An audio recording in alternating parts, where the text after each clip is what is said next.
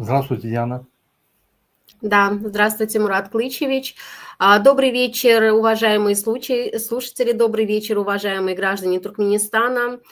Сегодня, 8 ноября 2025 года, в субботу, предлагаю вам послушать мнение Мурата Клычевича Курбанова по поводу встречи глав Центральной Азии и Дональда Трампа. Здравствуйте, Мурат Клычевич. Здравствуйте еще раз. Да. Здравствуйте, наши уважаемые зрители, наши Да, подписчики. прежде чем перейти к вопросам, я бы хотела спросить у вас, отслеживали ли вы это мероприятие, встречу? Да, это событие, политическое событие, которое очень сильно будет влиять на Центральную Азию, на все страны Центральной Азии, также на бывшие страны СНГ. Поэтому это событие, оно отслеживается не только мной, всеми экспертами, всеми политическими обозревателями. Это большое событие политическое. Да. Вот мы тоже, хочу сказать, что со своей правозащитной платформой гражданского движения «Даянч» подготавливались к этому мероприятию усиленно. Мы писали письма в Белый дом непосредственно Трампу, вице-президенту, в департамент США, также во все университеты и институты Соединенных Штатов Америки, сообщая им о правонарушениях в Туркменистане со стороны властей Туркменистана и также местных госчиновников. Вот. И в связи с этим, пожалуйста, я хотела бы задать вам первый вопрос. Как вы оцениваете сам факт этой встречи? Дипломатический прорыв или политический сигнал России и Китаю? Можно сказать, это и дипломатический прорыв, и сигнал и России, и Китая. Потому что это уже не первая встреча, это третья встреча. Первая встреча была в 2015 году на уровне дипломатических представительств, была встреча организована. Потом, если вы помните, Байден приезжал, то есть Байден вызвал руководителя Центральной Азии и провел в 2023 году встречу. Это уже третья встреча на высшем уровне. Последние две встречи проходят на самом высоком уровне. И поэтому это большой сигнал. Америка, Соединенные Штаты Америки начинает увеличивать свое присутствие в Центральной Азии, хочет закрепиться там. Она и раньше была, просто она хочет усилиться. То есть это огромнейший сигнал России, потому что Россия всегда держала геополитику вот в этом регионе. Как вы знаете, в 1945 году после завершения войны, вот этой Второй мировой войны, многие страны договорились, то есть все страны договорились практически, и создали архитектуру безопасности. То есть бывают регионы, за которые Америка отвечала, есть регионы, за которые Китай отвечал, есть регионы, за которые Советский Союз отвечал. То есть это страны Советского Союза, бывшие страны, и страны Восточной Европы до Берлина. Вот по Берлину проходила, как вы помните, стена берлинская. По ту сторону Америка отвечала, по эту сторону Советский Союз отвечал за безопасность. То есть когда возникали проблемы в этих странах, то руководители встречались, обговаривали и урегулировали вопросы безопасности. Это была геополитика, это была ответственность и так далее. И, как вы знаете, в 1991 году, после разрушения Советского Союза и образования многих независимых государств, так называемых государств, пошла первая деколонизация этих стран от России. Сейчас она идет и набирает обороты, деколонизация от России. И вот в этой связи, с тем, что война затронула сильно экономику России и экономику Украины, Россия ослабла, она не может также проводить свои геополитические игры в Центральной Азии, и поэтому это ослабление и Америка почувствовала, и Китай почувствовал. Китай давно уже присутствует в этом регионе. Он никогда там не был, он давно присутствует в этом регионе, в частности, в Центральной Азии. И сейчас уже Америка начинает усиливать свое присутствие. Это связано с тем, что ослабление России. Россия не может ответить на все возникающие там проблемы, вопросы, необходимости, и поэтому обязательно появляется новый игрок, геополитический игрок, это Соединенные Штаты Америки. К чему это приведет? Прогнозы можно делать, но надо смотреть на реальность. Мгм. Да, хорошо, благодарю. Вот непосредственно, так как мы являемся гражданами Туркменистана, естественно, нас больше всего интересовал и прогнозы, и вообще поведение все отслеживали именно Сердара Бердымухамедова, так называемого президента Туркменистана, да. Вот. Если вы отслеживали, вот сейчас возникает очень много вопросов, почему такой молодой, сравнительно молодой политик, который имеет несколько высших образований, да, почему он разговаривал именно на русском языке, а не на английском языке. Вот сейчас очень много вопросов в связи с этим возникают. Вот мой вам вопрос, почему он общался на русском языке, а не на английском, это раз. Во-вторых, его поведение, как вы оцениваете вот его дипломатические именно качества, смог ли он себя там проявить, заинтересовал ли он Дональда Трампа как личность и как лидер? И вообще вся его поведенческая линия, да, не только там, но и мы смотрели, например, новости Туркменистана, как всегда, там разговаривает диктор, и, естественно, не показывает, о чем говорил сам Сердар Бердымухамедов на этом мероприятии, то есть не говорил, а читал с листа, да, будем прямо говорить о таких вещах. Вот ваши замечания по поводу этого, что вы для себя взяли из этого, можно сказать так, не диалога, а монолога Сердара Бердымухамедова, его присутствие вот на G5+1? Ну, мое мнение, вот если взять, оно сугубо мое мнение, на этой встрече все проявили себя. Особенно проявился Казахстан и Узбекистан. Казахстан подписал где-то на 17 миллиардов 30 соглашений. Узбекистан подписал где-то на 130 миллиардов, по-моему, контрактов. Первые, допустим, несколько лет 30 миллиардов, а остальные в течение 10 лет 100 миллиардов. Это огромные инвестиции, которые будут осуществляться в Узбекистан со стороны американской компании.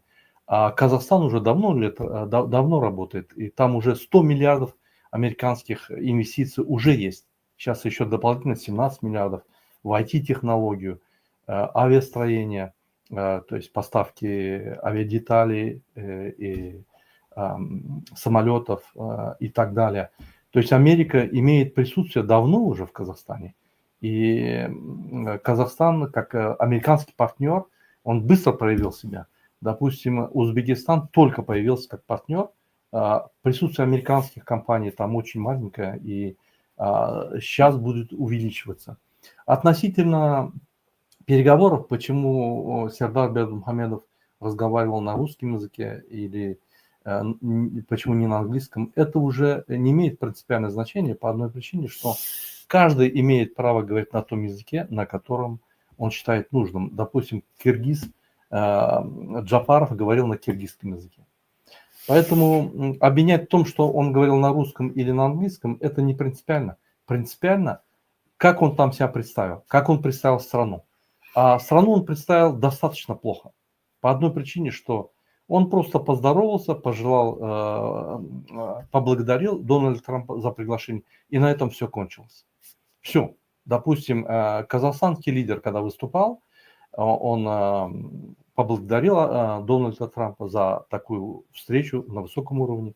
Он присоединился к соглашению, Аврамскому соглашению, подписанное ранее другими мусульманскими странами. Он открыл новое дипломатическое событие. Узбекистан тоже самое поблагодарил и тоже экономические, значит, интересы свои проявил и, естественно, получил добро на это. А Туркменистан, он и не предложил ничего, просто сказал, что в сфере безопасности надо сотрудничать, в сфере экономики. Это общие фразы. И на этом все закончилось. Очень кратко он просто сказал, что мы хотели бы сотрудничать, и на этом все закончилось. И я думаю, что даже если он предложил бы что-то, все равно никаких соглашений заключено не было. Почему? Я поясню. Если посмотреть на Центральную Азию, сам Казахстан, он более демократический. Во всех странах СНГ самая демократическая страна – это Казахстан. Естественно, это Украина идет, Грузия там демократия, но Казахстан, у него свободная экономика относительно других стран, там много инвестиций, там работают законы для инвесторов, то есть нельзя отнять у инвестора что-то, там законы совпадают с международными нормами и конвенциями, заключенными Казахстаном, там можно отсудить, там можно защитить свои права, я имею в виду международным компаниям, там можно защитить права другие. Естественно, там тоже нарушения. Естественно, это тоже диктаторская страна, не демократическая. Это естественно. Но относительно Центральной Азии это самая демократическая страна, где поддержка, реальная поддержка такая, около 30%, возможно и более. Я это видел, когда проводил протест напротив казахского посольства. Очень большая поддержка у казахского президента. Естественно, это элита, которая его поддержит, это те люди, которые имеют выгоду с этой поддержки. Это естественно. Но и люди тоже поддерживают. Допустим, если сравнить туркменского лидера, да, у него никакой поддержки нету. Только тысячу человек, которые окружают его, которые кормятся и все. А это уже мизер, 0,0006%. Это ничего. Поэтому не сравнить поддержку, внутреннее состояние страны, экономическое, юридическое состояние законов, работа государственных институтов, меджлиса, государственных аппаратов, открытость, прозрачность страны и так далее. Туркменистан закрытая черная дыра, где меджлис не работает, где не работают законы, где коррупция по 100% из 100, где нельзя ни отсудить, ни законно работать на территории Туркменистана, ты обязательно должен давать взятки и так далее, где нету гарантий твоих инвестиций, и страну Казахстан, где на протяжении с 91 года работает очень много иностранных компаний, которые зарабатывают прибыль, там присутствуют, там создана международная площадка для общения, прозрачно, есть медиа и так далее. То есть все это относительно, конечно. Я не говорю, что Казахстан не является диктаторской страной тоже, но как говорится, в каких-то областях, да, во многих областях там более демократично по сравнению с Туркменистаном. Поэтому и инвестиции с удовольствием идут в Казахстан, они уже 100 миллиардов уже там давно работают, и еще 17 миллиардов дали. Узбекистан по сравнению с Туркменистаном тоже более демократично, там президент есть, парламент есть, там есть другие институты государственные, они работают, там можно инвестиции делать, забрать деньги и так далее. Допустим, в Туркмении все инвесторы, которые были с Турции, их просто взяли и кинули, выгнали, забрали все их материалы и так далее. То есть с ними поступили плохо. Поэтому у Туркменистана нету истории инвестиций, инвестиционной истории нету. Вся история, которая есть, допустим, Гурбангулы Бердымухамедов вместо сына поехал в Японию, попросил, Япония выделила там для строительства завода, построил завод и выделил какие-то деньги, и на этом все закончилось. На этом все закончилось, все. И теперь они пытаются вытащить эти деньги обратно. Все. Китай то же самое, вкладывает только в то, что потом сразу забирает. То есть он не делает инвестиций. Поэтому сравнить инвестиционное поле Туркменистана и инвестиционное поле Казахстана и Узбекистана – это небо и земля. В Туркменистане беззаконие, права человека нарушаются. На это все смотрят. Если вы заметили, когда они встретились, прежде чем встретиться, правозащитные организации сделали заключение, обратились к Трампу, Human Rights Watch, Amnesty International. Они обратились к Трампу и рассказали все проблемы и нарушения, которые происходят. Естественно, такая встреча готовится. Есть Министерство иностранных дел, Государственный департамент Америки готовит эту встречу. Он собирает весь материал. о президенте, о его отце, вот как он передал сыну власть и так далее. Все это изучается и делается короткий доклад Трампу, и Трамп в курсе этого. Естественно, исходя из этих вот всех поступивших информаций, он принимает решение. Он не будет вкладывать в Туркменистан. Туркменистан не готов принимать инвестиции по одной причине, что там юридическая площадка, то есть юридически законы не соответствуют, законы не выполняются, многие статьи Конституции не соответствуют международным нормам, конвенциям, заключенным Туркменистаном и соглашениям, поэтому туда никто вкладывать не будет. Я еще раз хочу напомнить нашим гражданам, не ждите инвестиций в Туркменистан, невозможно. Никто этих двух диктаторов финансировать не будет. По одной причине, что никаких гарантий нету вытащить эти деньги обратно. По одной причине, что скоро эта власть разрушится, первое. Второе, даже если они не разрушатся, никакой гарантии нету, значит, своевременно брать эти деньги обратно. Конвертации нету. Все раздел продукции или все работы там приходится делать криминально, то есть менять на рынке валюту, платить работникам и так далее. Это весь криминал. Никакая инвестиционная компания, никакая компания не зайдет туда, потому что прежде чем зайти, они изучают страну, смотрят на правозащиту, смотрят, что там творится, изучают весь материал. И если там целый клубок проблем с правами человека, если нету прав человека, не думайте, что есть права у бизнесменов, предпринимателей и так далее. То есть экономические отношения тоже нарушаются. Потому что если права человека не соблюдается, то не соблюдается регламент экономических отношений тоже. Все это нарушается, все это взаимосвязано, потому что это одна среда.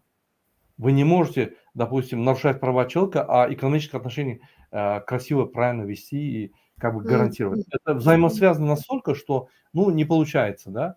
Поэтому страна Туркменистан не соответствует тем нормам инвестиций, которые сегодня принимаются всеми инвесторами для инвестиций. Нету этих, она не может подойти к этим нормам, потому что очень много нарушений, очень много беззакония, очень много беспредела. Поэтому ждать инвестиций в Туркменистан бесполезно. И Сердару, если бы он даже предложил, он предложил, попросил, ему ничего не будет, никто ничего не даст. Более того, Сердар, он некомпетентен во многих областях. Это просто папа управляет страной, папин сынок, которого поставили, да, и даже в обращениях народ Архада Алфердар, то есть когда его называют папу обязательно, потому что папа и есть управление страны. Его нельзя самостоятельно назвать. Он как бы Сердар с папой. То есть он не человек, допустим, президент, он самостоятельная личность, идентификация самостоятельная и так далее. Нет, его даже когда называют Аркадалы Фердар, то есть сначала папу называют, потом его имя произносят. Поэтому он зависимый. Он не может независимо разговаривать, политику вести. Даже ему листочек, если дадут, он некомпетентен вести переговоры, потому что вопросы, которые появятся, он не сможет ответить. Допустим, он предложит, ему вопросы дадут, он не сможет ответить, он некомпетентен. Он не владеет ни статистикой, ни экономическим образованием, ни предпринимательной жилкой, потому что напротив него, извините меня, Трамп. Трамп – это человек, который 6 раз обанкротил свою компанию, то есть фирму, и поднялся. Где-то он специально делал, где-то он действительно. То есть против него очень серьезный бизнесмен, который на грани фола делает свой бизнес, а против Трампа сидит папинский сынок, который ни в экономике не разбирается не то что в бизнесе, ни в дипломатических отношениях. Он просто, как говорят туркмены, чайрачи, открывает ленты, объекты и все. Он свадебный генерал, по-русски сказать. Поэтому вот ваши заявления, ваша информация в Твиттере, я видел очень много, я делился по возможности в Твиттере, ваши письма сыграли огромную роль для того, чтобы инвестиции в Туркменистан не пошли. Я вам одно скажу, если бы вы даже этого не сделали бы, инвестиции все равно не пошли. Но вы подняли все проблемы, те, которые Туркменистан сегодня делает, те проблемы, которые он создал для своего народа, да, похитил людей, занимается похищением активистов, бегает, уничтожает их, борется против оппозиции, нету свободной прессы и так далее, и так далее, и так далее. То есть весь букет нарушений вы просто напомнили, и поэтому все вот эти международные организации, прежде чем Трамп встретился, он получил и доклады, и встретился с ними, переговорил, и они имеют полную информацию. Поэтому по Казахстану ситуация более-менее, и поэтому инвестиции пошли. Узбекистан более-менее, инвестиции пошли. Вот простой пример по Узбекистану. Джума Сапар, наш каракалпакец, он из тюрьмы звонит своему отцу, звонит за границу и говорит, какая у него ситуация. То есть и адвоката дали, и суд был, и президент позвонил. То есть прозрачно все было. Омбудсмен участвует. Да, людей не воруют, не пропадают люди, нету геноцида своего народа. То есть, чтобы удержать власть, вот у Гурбангулы Бердымухамедова и Сердара Бердымухамедова никаких инструментов нету, кроме запугивания, давления на родственников и пропаганды. То есть о них. Больше никакого инструмента нету. Например, экономические особенности, экономические успехи, дипломатические успехи, социальные успехи какие-то. Ничего нету. Поэтому нету инструментов. У них только один инструмент – давление на людей, второй инструмент – пропаганда. Все. И если вы обратили внимание, куда они не приходят, они только ленточку открывают, только где хорошо, и это музыка, и танцуют, и все кричат. Даже Сердар называют Архадал Сердар. То есть папин сыночек. И все. Поэтому кто сделает инвестиции?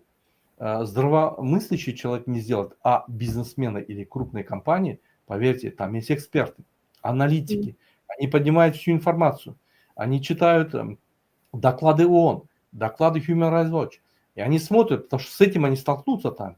Поэтому, поймите, они очень серьезные люди, которые заработали на рискованных рынках, они риски правильно могут оценивать, поэтому, чтобы завести их туда, просто обманом, как Гурбангулы Бердымухамедов делает, вот, страна как куколка, все здесь хорошо, вот, все нормально, это не пройдет.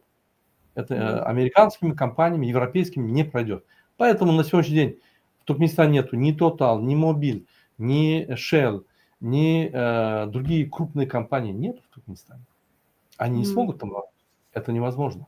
Поэтому ваша роль, которую вы осуществили, она огромная. Вы просто напомнили всему миру, вы напомнили этим международным организациям правозащитным, которые оказали давление на Трампа, которые рассказали все, что творится. Он, исходя из этого, если обратили внимание, с туркменской делегацией особо-то и встречи-то не было. Общая встреча и все. Потом 2-3 у них заготовленных там сенатора, там ни о чем разговор был тоже.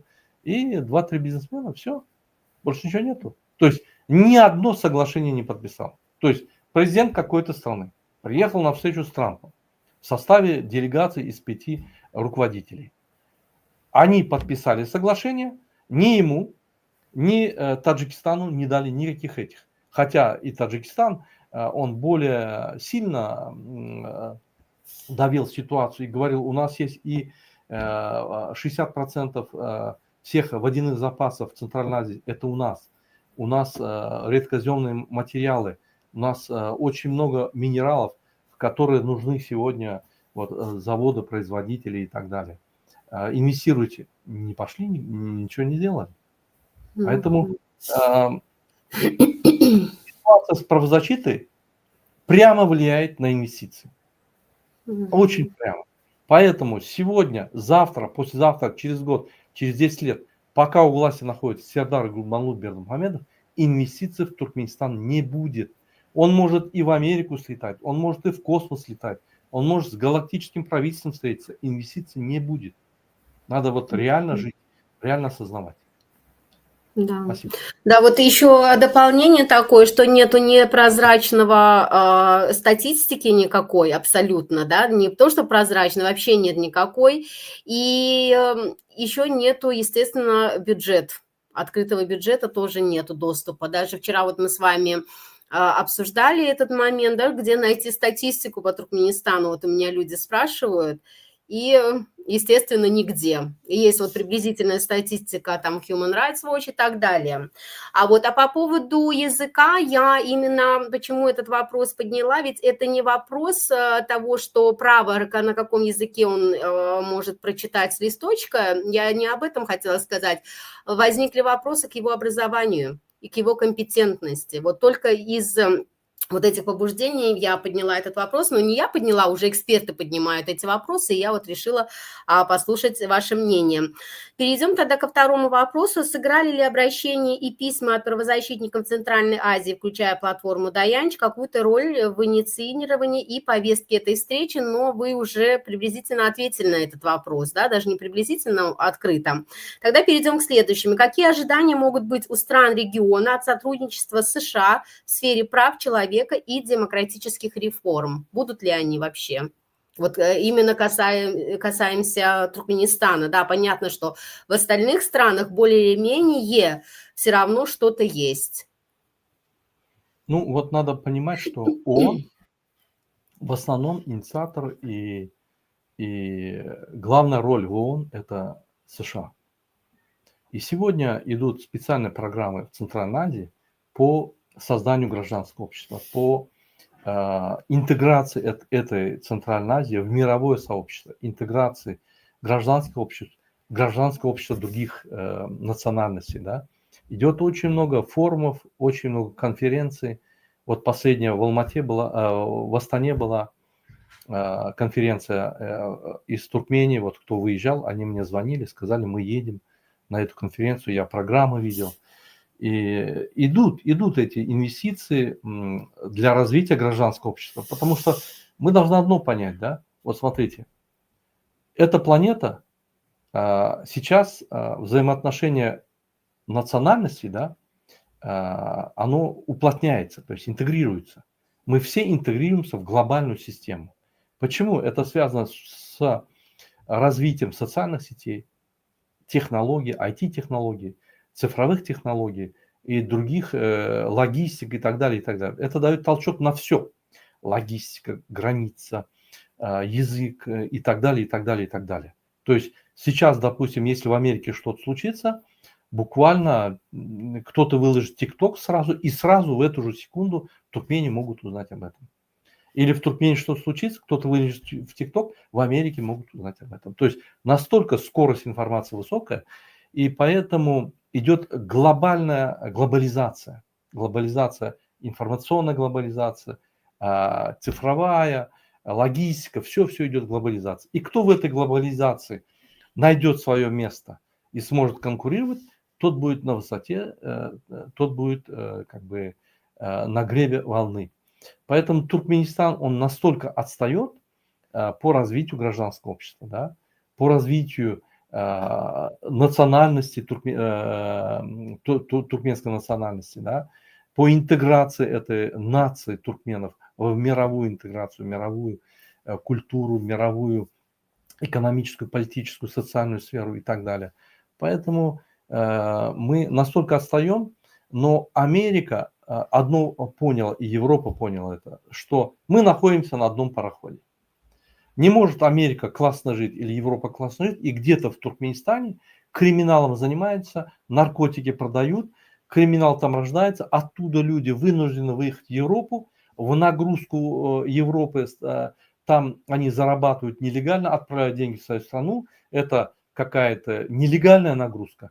И вот эти все неудобства, нелегальная, иммиграционная нагрузка, социальная нагрузка, какой-то туркмен кого-то убил, что-то сделал.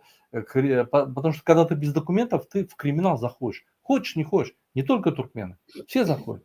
И вот Европа и Америка от этого хочет очиститься. И она понимает, что в Америке, если это очищать, оно будет всегда приплывать.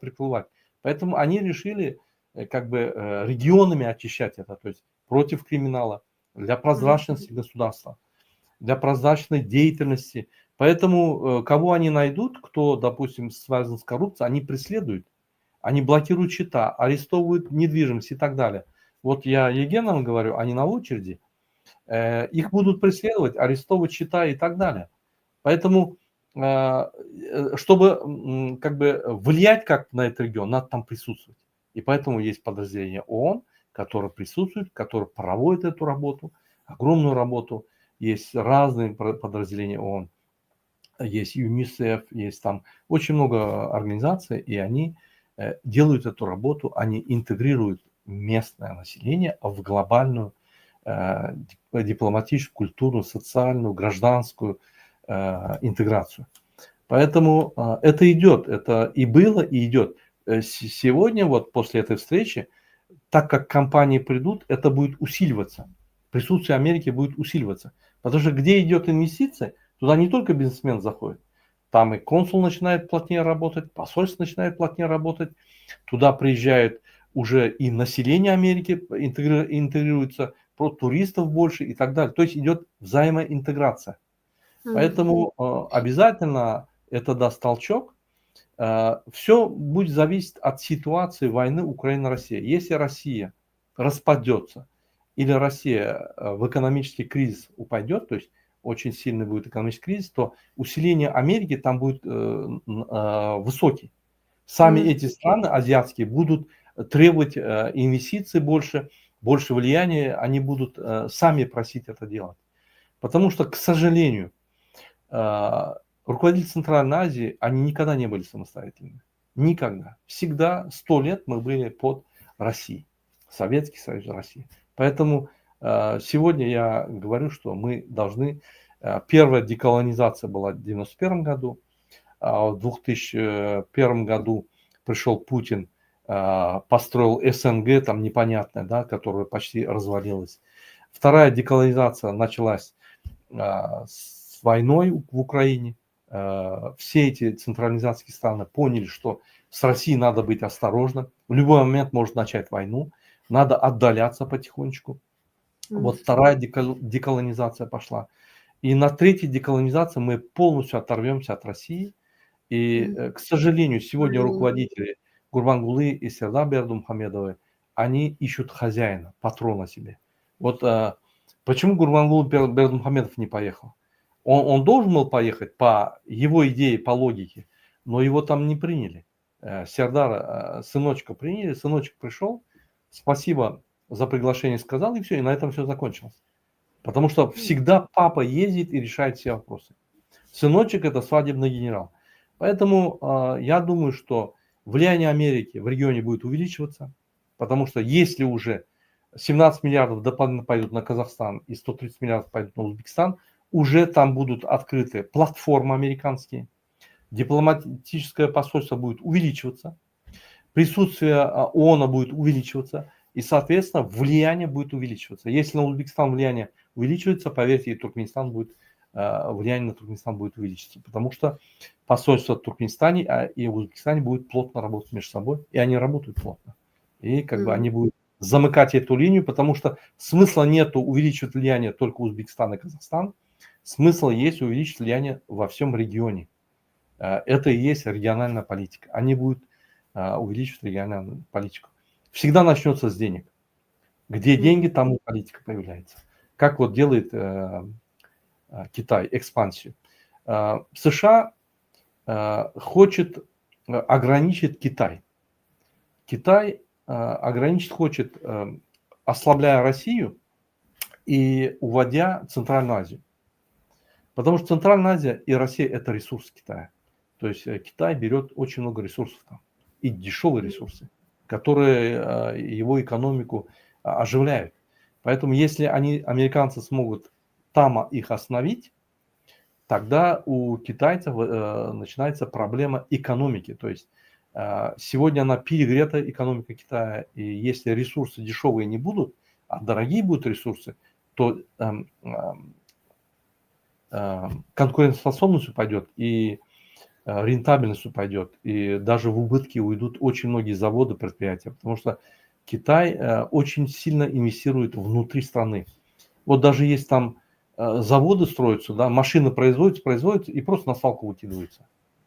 Для того, чтобы люди работали, для того, чтобы изучали технологии и так далее. Представляете, как они деньги выкидывают? И она сегодня перегрета, и американское влияние на Центральную Азию и ее закрепление там, она может заблокировать ресурсы из Центральной Азии в Китай, и Россия через санкции, и тем самым они могут ослабить Китай.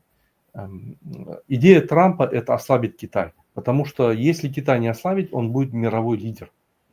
Мы хорошо сейчас понимаем, что не обязательно внутри страны демократия должна быть, чтобы ты был мировой экономический лидер. Примером может служить Китай. Там нет такой демократии, но он является мировым экономическим лидером сейчас, в данное время. И он обогнал по многим позициям Америку. Но, к сожалению, это этапный период.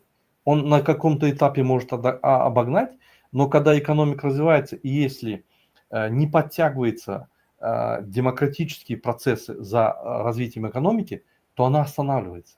Это единый организм, как я только что говорил.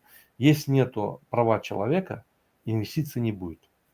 Если нету инвестиций и нарушаются права человека, то перспективы у Туркменистана никакой нет. Поэтому, если вкратце сказать, влияние Америки будет только увеличиваться, Россия будет экономически только падать, потому что санкции свое дело делают, и ожидать в Центральной Азии новые события стоит и надо ожидать. Это будет толчок для вот этих вот революций, я думаю. Поэтому мы будем наблюдать за этим. Я думаю, что нас ожидают большие события. Да, будем ждать, конечно, ждем, будем ждать. А вот вы сказали, да, что Америка начала именно зачистку тех, кто как бы сейчас неплодотворно влияет на демократические страны, в том числе и Америку. Мы можем привести пример Венесуэлы сейчас? Да, Америка, ну там не только, как говорится, они борются за права человека, просто Венесуэла, с Венесуэлы идет очень большой объем наркотиков в сторону Америки. И это влияет очень сильно на социальную среду, на социальное положение американских граждан. Поэтому вот я был в Пенсильвании, смотрел вот эти вот улицы, где наркоманы, да, это просто с фильм ужасов. Я ездил специально, попросил наших ребят повезти, показать. Это просто фильмов ужасов. То есть там не просто наркоманы, там их последняя стадия. То есть есть очень много районов в американских городах, где вот эти наркоманы собираются. Это не из-за того, что Америка производит наркотики. Нет, это вот оттуда заводятся. И они понимают, что чтобы остановить эту проблему, недостаточно бороться в Америке, надо прийти в эту страну и там наладить порядок.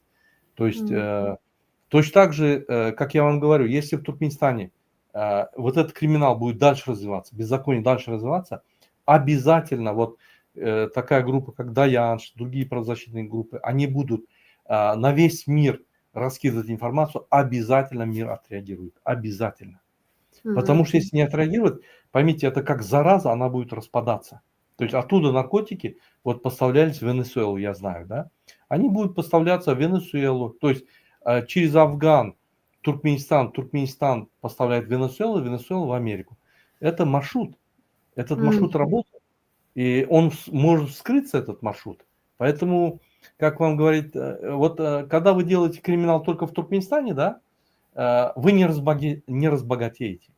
Вот почему егены, племянники Гурбангулы Бердымухамедов делают криминал наркотрафика масштабный, да, ну, чтобы обороты были, чтобы разбогатеть. Что в Туркменистане? 4 миллиона. Из них наркоманов, ну, скажем, 500 тысяч. На них много не заработать. Это копейки.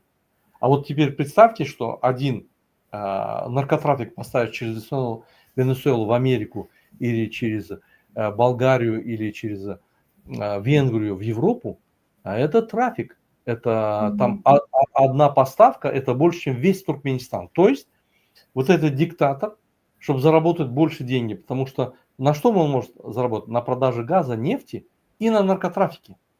Он обязан идти в наркотрафик. Это и Ниязов делал, и Гурбангулы Бердымухамедов делает. Это картинка для нас, что он борется с наркотиками. Наркотрафик идет. И на этом он зарабатывает. И это вскроется. И если это вскроется, против него начнут бороться. Против, как вам сказать, вот криминал, он не может вот сидеть в одном районе и сидеть. Его мечта криминала, да, захватить другой район, увеличиться, да, контролировать больше, больше, больше. Точно так же криминал туркменский. Они контролируют Туркменистан, но они хотят участвовать в других криминалах, наркотрафиках. Поэтому они обратят внимание, и Даянч в этом отношении это алерт, как говорят французы, сигнал, красный сигнал. Он подает красный сигнал, что здесь есть проблемы. И поймите, эти проблемы изучают специалисты. Они видят, они когда начинают изучать, вы делаете просто фокус внимания. И когда фокус внимания падает, они начинают все изучать. Не только, что людей воруют, не только, что нарушаются права, не только, что инвестиции нельзя сделать, не то, что отец сыну передал. Они все изучают и понимают, это черная дыра. С ним надо что-то делать. Пока силы не хватает, пока находим, но как взрыв будет, эту черную дыру отрегулируют. Поэтому, когда говорят американцы что-то, и Гурбангулы, Бердымухамедов, и Сердар, они не только боятся, они просто... И когда в Америку приехал, он сидел, боялся, что его там арестуют. Он боится. Да, благодарю. Как по-вашему, как по-вашему, подобные переговоры могут повлиять на судьбу туркменских гражданских активистов и диаспор за рубежом? Могут повлиять, но сегодняшнее правительство Америки, возглавляемое Трампом, его интересует экономический, политический вопрос. Вот эти вопросы демократических преобразований сильно его не интересуют, но он не против их. То есть вся Америка построена, Конституция построена на демократических элементах. Как бы благодаря этому Трамп может делать экономические операции, богатеть и так далее. Благодаря этому сегодня экономика Америки работает. Она свободна. Это Конституция Америки. Это основные демократические принципы. Свобода. Поэтому он это прекрасно понимает. Но поймите, Америка не может все решать. Я с сенатором говорил. Они говорят, 45% стран в мире демократические. Остальные диктаторские. Мало или больше, но диктаторские, авторитарные. И мы не можем всех спасти. Но вот отъявленных, таких как Саддам Хусейн, Каддафи, там этих, они отрегулируют. Обязательно. Вот Путин появился, они отрегулируют эти вопросы, потому что эти люди влияют на развитие мира, они уводят в криминал этот мир, поэтому они обязаны, чтобы существовать, они обязаны отреагировать.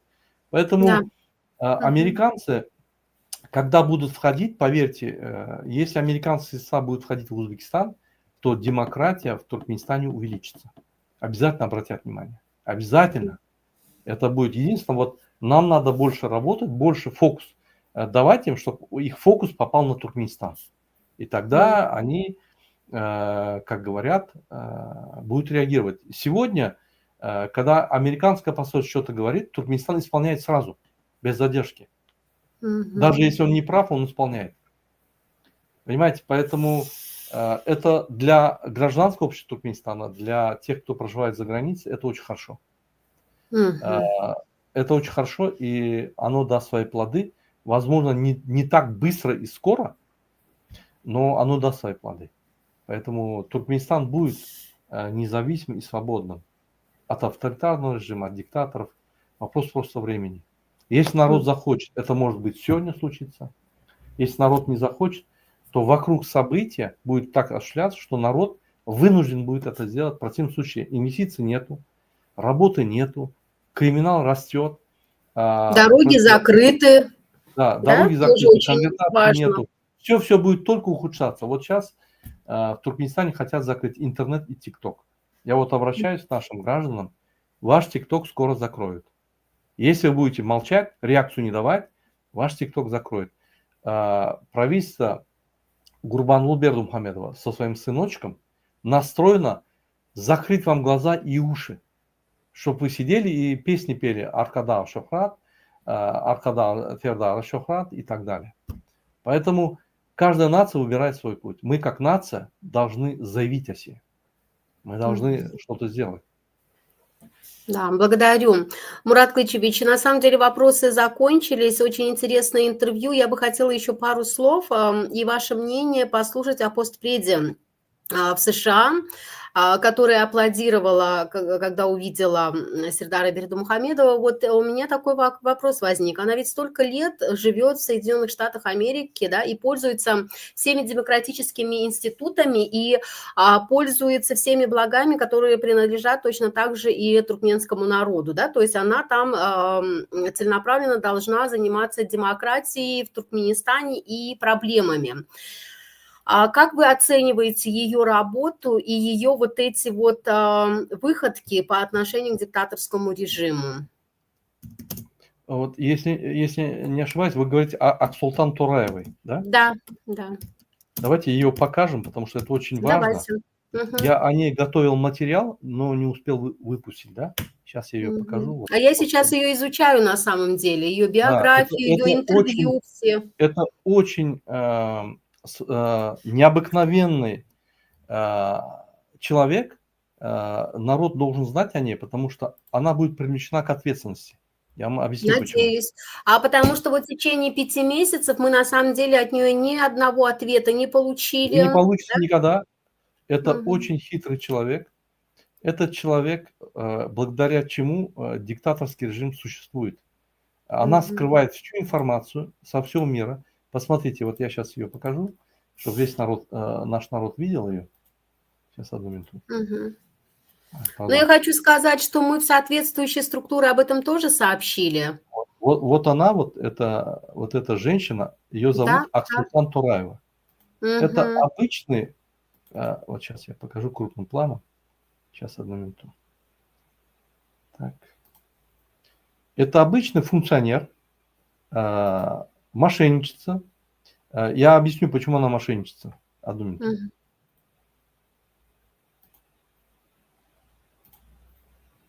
Вот не могу больше увеличить. Сейчас я постараюсь другую картинку дать. Это дипломат, так называемая. Она обслуживала и Ниязова, она обслуживает и Гурбангулы Бердымухамедова. Обратите внимание, вот она. Вот эта женщина, Аксултан Тураева. Эта женщина на протяжении... Атаева. Да, Атаева. Аксултан Тураевна Атаева, по-моему, если я не ошибаюсь. Эта женщина, обратите внимание, на протяжении более 20 лет, работая в дипломатических организациях, в основном в ООН, везде всем объясняла, что в Туркменистан это демократическое государство, там нету нарушений. Ниязов не диктатор, это народ его любит, посмотрите, они танцуют перед ним, песни поют, и я обожаю его. И то же самое, когда Гурбангулы Бердымухамедов Ниязова убил и пришел к власти, она делала, называется, политическое прикрытие, да, то есть перед всем миром в ООН она стояла за них и объясняла, нет, это не диктаторы, это нормальные люди, он очень образованный, очень умный, он и артист, велосипедист, коневод, собаковод, поэт, писатель, диджей и так далее, и так далее. Это у него такой дар, и вот она вот рекламировала его, она забыла о народе Туркменистана. И все вот эти правонарушения она скрывала там. И поэтому народ Туркменистана не получал должной помощи от мирового сообщества. Только из-за нее. Она блокировала все. Абсолютно все. Вот эта женщина, я ее кроме мерзавкой не могу назвать. Это мерзавка на самом деле. Она должна понести ответственность. Эта женщина обслуживает интересы диктаторов. От туркменского правительства, она там как полномочный представитель, говорит, что в Туркменистане никакие права человека не нарушаются. В Туркменистане все хорошо. И сына, которого народ избрал, народ его так любит, и это не роль отца, это народ хочет этого сына Сердара Бердымухамедова. Вот эта женщина на протяжении 20 лет обманывала весь мир и весь туркменский народ. Она, если, допустим, Гурбангулы Бердымухамедов всего лишь 18 лет делает преступление, она делает более 20 лет это преступление.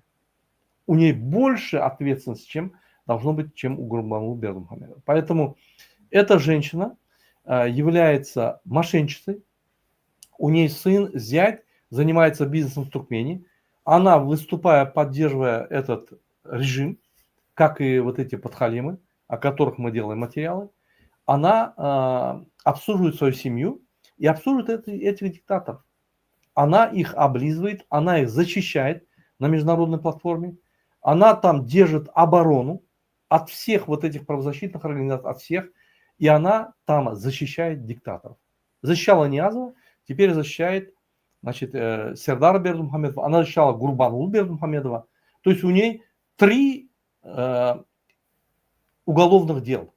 С Ниязовым связаны, с Гурбангулы Бердымухамедовым и теперь с Сердаром Бердымухамедовым. Поэтому, когда он туда прилетел, она там выбежала, простиралась перед ним и так далее. Я увидел ее интервью какому-то этому, она как дипломат в свободной стране, говорит о своих типах свободных взглядов, рассуждает. На самом деле это мошенничество. На самом деле это человек, это позор Туркменистана, который облизывает и защищает диктатора перед всеми международными организациями. Вот, допустим, если в ОБСЕ они приезжают, эти, наша туркменская делегация, когда мы их атакуем, мы на них нападаем, говорим, что вы неправду говорите. Они уходят как бы в край, ну и на этом достаточно, потому что они сильно не виноваты. Но вот эта мерзавка, она там стоит и нападает на всех. И говорит, Туркменистан демократическая страна, нейтральная и так далее. Всю оборону международную это она держит. Не Рашид Миредов, она это делает. Причем граждане Туркменистана, она это делает за ваши личные средства. Хочу абсолютно вам напомнить. Коррупционерка, обычная коррупционерка, мошенничество и функционерка. Ее там и держат, преступница, она... можно открыто сказать, что она преступница. Она на самом деле преступница. Преступница именно против граждан Туркменистана, она участвует в геноциде определенном против граждан Туркменистана. Это преступление, причем за деньги граждан Туркменистана, как говорится. Да. Да, благодарю вас за великолепное интервью. Я думаю, что очень много тем интересных, хороших мы побочно именно подняли. Поэтому я думаю, что нашим гражданам есть над чем задуматься. Заявляйте о своих правах, заявляйте о правонарушениях. Если у вас забрали ваши права, это не означает, что у вас их нет. Благодарю. Диана, вот на один вопрос, если вы позволите, мы ответим. Вот здесь. Да, конечно, с удовольствием. Қазақстан мен Өзбекстан инвестиция ettiği sebeple o yıllarda güçlü Rusofobia öten Ukrayna bolluğu, kırıldığı inni Kazakistan Rusya'ya karşı kuşkulmeli Amerika yönü yerden yaxşılık etmedi. Amerika hiç kime yaxşılık eden o, hiç vaktim. Amerika öz bəxvidini işleyen. Amerika senin işlerine eğer sen Amerika'nın işlep öz bəxvidini talep ettin, senin bəxvidin var, Amerika'nın bəxvidi. Eğer sen Gurbanlı ya Serdar Berdimuhamedov yani Donald Trump'ın yanına imzam otursan, yani şkolnik yani. Ondan sen Türkmenistan bəxvidini adı bilen o, din Amerika'nın bəxvidini etmeli olacak. Amerika bilen Amerika çığırlaşmalı. Yani fiilap, hormat koyup yönü bəxvidini sıptırmalı. Ola bir. Neyemçip Kazakistan'a investisiya edilir, neyemçip Özbekistan'a investisiya edilir, neyemçip Türkmenistan'a, Kırgızistan'a, Tacikistan'a edilmedi. Yine ünsörüm. 90-yılcı yılda bir topar devletler emel geldi. Merkez Asya devletleri ve Rusya. Rusya ulu investisiyalar geldi Amerika'dan. Ulu. 2014'te Rusya Kırım basıp aldı, investisiyan yarısı gitti. 2020'de Ukrayna topurlu, investisiyan hem besi gitti. Şu vaxtlar 90'da Amerika gelenine Kazakistan'a da geldi investisiya. Kazakistan'a 90'yılcı yıldan şu güne çelli 100 milyarddan qoğrak investisiya koyuldu. Yani Özbekistan'a az koyuldu, Türkmenistan'a hiç az koyulmadı. Sebebi Kazakistan ösün nögület. Türkmenistan'ın arasına dengeçtirir yerler. Bank sistemi boyunca ve biznes boyunca Kazakistan hemme devletler olup geçiyor. Demokrasiya boyunca mümkün olmadı Ukrayna'nın ya da Грузияның yönü bank sistemi, kredit, денежное обращение ve biznes boyunca ortadan öde. Kazakistan. Kazakistan ömürden devlet. Şunun için o yerde kanunları işliyor. O yerde halkara konvensiyalara, konstitusiya dengeliyor. Türkmenistan'ın konstitusiyası, şu konstitusiyası halkara konvensiyalar ve Türkmenistan'ın bağlanışlarının kontraktlarına, dogolarına dengelen o. Şunun için hiç kim investitsiya Türkmenistana bermedi, hiç wagtdan bermedi. Siz özüňiz bir ýanky döwlede investisiya edermediňiz, durşy kriminal berdi. Etmerdiňiz elbetde. Ine şolam etmez. Hiç bir döwlet. Indi siz Amerika diýeniňizde Amerika döwleti gelip investisiya edenok. Amerika döwleti aýdýar öz biznesmenlerine şu döwletde biz kanuny gorap bilýär, biz haklaryňyzy gorap bilýär, investisiya etmeli diýip meşbari soglашение bol çekilýär. Şuň aşagyny bolsa biznesmenler öz arasynda kontraktdan baglaşyp işleýär. Ine şu ýaly Gazakystan döwlet häzir ortalardan hem köp işleýär Amerika bilen. Ol Ukraina bilen ýanky bagly. Gazakystanyň içiniň ykdysady we syýasy ýagdaýlary, sosial ýagdaýlary, ýagny bir minut men ana nimede de otyryn ýanky TikTok'ta da otyrdy. Onun ýagdaýlary şertleri gatgy investisiýa üçin, şoň üçin investisiýa geldi. Häzir Özbekistan öz kanunlary düzüp başlady, investisiýa çekip başlady. Türkmenistanyň demokratiýa, azat söz, azat ýanky medeniýet zat goýmasa, adamlar çykaryp gitjek ýerine gider ýaly, içine haklar bermese, adamlar haklarını gora bilmese investisiýa gelmez. Şoň üçin Amerika gelip seni öldürýär ýa ýudýar ýa seň nimäň alýar diýip ýok. Ine sedin Güney Orta Koreýa Amerika investisiýa etdi, galyp gitdi. Hana Ýaponiýa Amerika investisiýa geldi, galyp gitdi. Amerika gelen ýerine eger uruş bilen gelmese, pul bilen gelse galdyrýan da döwlet ýa pul gelýär. Ine sen seret Türkmenistany gelip ýörsiň. Amerika gelip milliardlarça pullar goýup başlady. Bir zawod kurup başlady. Şu zawodyň işgali senden haridarlar, senden servislerler pul aýlanşy köpelýär we platispasobность köpelýär adamlaryň. Türkmenistan baýa. Mysal üçin neft gada investisiýa goýulsa, saňa da derýär şonu investisiýa. Saňa da gelýär.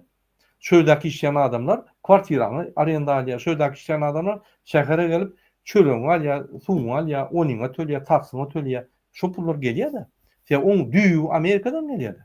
Oňa näme biz Amerikadan investisiýa gelse, Türkmenistan galdyrýan bolsa, halkynyň ýagdaýyny gowuşdurýan bolsa, näme biz ýok diýelim. Kimler alýar investisiýa? Rossiýadanmy? Rossiýa pul goýar, ýöne seni koloniýal edip saklar. Saklawym geldi. Şoň üçin Gazakystan utuşdady hemme ýurtlardan investisiýa alýar. Amerikadan, Angliýadan, Ýewropadan, ýanky Hytaýdan dürli investisiýony paket edýär bolyp, her kimiň dowlaty bar. Bir-birinden geçilenok balans saklıyor. Muhitlik diýilýär, dekinlik diýilýär. Şoň üçin ýanky soruňyza jogap bereýin. Näme üçin Gazakystana, Özbekistana investisiýa edildi? Sebäbi uluň içindäki kanunlar, konstitusiýalar, halkara konwensiýalara deňelýär we investisiýaň garantiýasy bar şöýde. Näme şoýra baryp 5 tane prezident baryp 5 tan şo bir dille ho. Bir artyk meşgulany bar. Näme Tacikistana berilmedi. O yerde de kanun yok. Ne yapacak Kırgızistan'a berildi? Kriminal Kırgızistan'a. Ne yapacak Türkmenistan berilmedi? Kriminal Kırgızistan. Ne yapacak Türkmenistan'a berilmedi? Kriminal. Ne yapacak Kazakistan'a berildi? Kriminal yok. Ne yapacak Özbekistan'a berildi? Parlamentam işliyor, hükümetem işliyor, Gazakistan strukturu var. Hem zat işliyor. Oyun pulunu alıp bolya, suuda var, yeňip bolya. Gorap bolya pulunu. Şondan ol beýleki geopolitikada da girmen. Häzir geopolitika ansat. Olur ýaly indi ýok. Häzir hemme ýerde ýanky täzeden architektur bizapasy gurulýar. Hemme ýerde dünýä ýene 3-4 ýyl o ýerde uruş bar, bärde uruş bar, bärde biriniň bilýanyňy köp bar, bärde täzir pes bar, intek stabilness bolunça 3-4 ýyl ýer. Ine şu ýagdaýda biz ýurdumuzy ýytyrmelär, biz kriminaly girmelär. Ine biziň maslahatymyz. Спасибо, я извиняюсь. Да, ну замечательно, хороший вопрос, замечательный ответ. Поэтому благодарю вас за ваше мнение, за ваше интервью. До скорых встреч. До скорых встреч. Спасибо вам тоже за то, что вы вот так вот просвещаете. Я очень горжусь группой Даянч. Молодцы, девчонки. Работаете хорошо в масс-медиа и в других вот административных вопросах. Я очень надеюсь, что даже после победы демократии в Туркменистане вы продолжите работать и будете защищать права наших граждан. Кто бы ни был президент, кто бы ни был представителям власти, всегда будут нарушения. Маломальские, не такие криминальные, как сейчас, всегда надо эту защиту делать, всегда надо будет права защищать. Защищая права, мы заставляем работать Конституцию, мы в правовом обществе, мы в нормальном, стабильном обществе будем жить. Если этого не будет, опять в какую диктатуру улетим, непонятно. Поэтому огромное спасибо и за интервью, которое ты делаешь. Как я всегда нашим сотрудникам говорю, вы как Зинедин Зидан, играющий тренер. Молодец.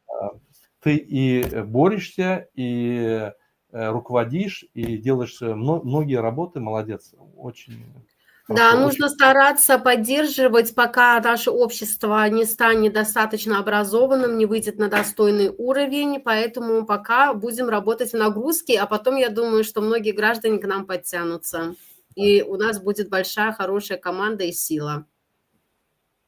Очень надеемся на это. Да, благодарю вас. До свидания, благодарю вас. Да, всего хорошего. Все.